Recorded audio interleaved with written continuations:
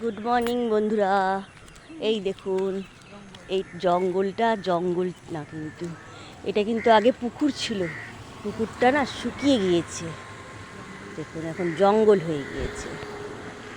পুকুরটা কিন্তু অনেক দিন আগে জলে ভর্তি ছিল, কিন্তু এখন সেটা দেখুন মাঠে পরিণত হয়েছে, শুকিয়ে গিয়েছে একবারে।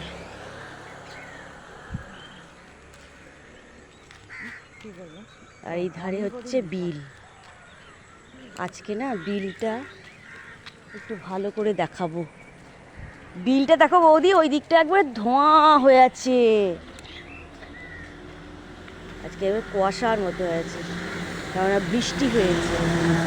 ভোরের দিকে না বৃষ্টি হয়েছে, ঠিক জানি না কতটা বৃষ্টি হয়েছে। রাস্তাটা একবারে ভেজা।